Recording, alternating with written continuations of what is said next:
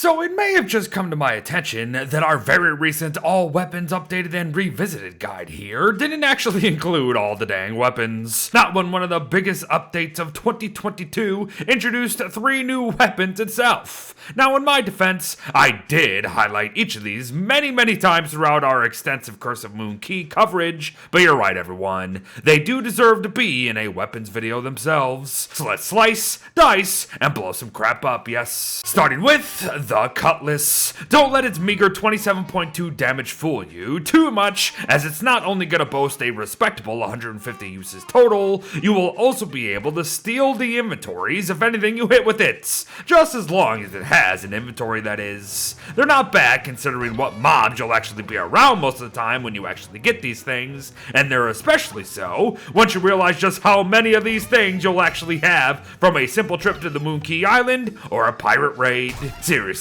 since most every powder monkey is going to be dropping 1 Cutless each, they might be the most common weapons in the game now. So either have fun with them or burn them. It's your choice. But speaking of them pirate raids, we're actually going to be needing another one here soon in order to talk battle paddles. Now, getting them to spawn can still be quite frustrating, even if they technically did get nerfed to make the events themselves tolerable, but there is a solution. Pink poop.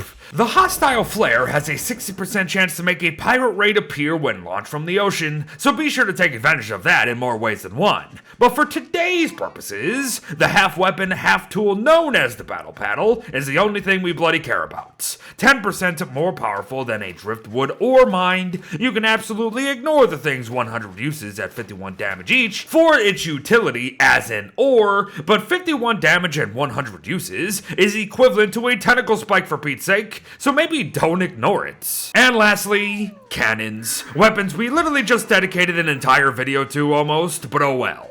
First things first, be sure to trade some bananas to the Moon Key Queen without any accursed trinkets on you in order to get the blueprints for cannons and cannonballs. The former can be placed anywhere actually, making for some interesting potential of course, but more importantly are a cannon's abilities to be aimed anywhere and loaded quickly as seen here. Now the angle at which you approach a cannon is gonna matter for when you are aiming the thing, and does seem to occasionally impact a cannon's damage as well, as bloody heck can they be inconsistent. They're supposed to deal 200 contact and 120 area of effect damage, which did happen with my first shot, but not so much the later ones. Honestly though, I might just be bad at using cannons. That said, I would still make a case for cannons being more of a tool than a weapon, as they can be used to instantly stop and repel unwanted pirate raids, can and will uproot kelp, which might be one of the better uses out there, especially if you get them early, and can even kill ocean fish here. An opportunity that can easily be manipulated and farmed to great potential if you have the know-how. Whatever the case may be though,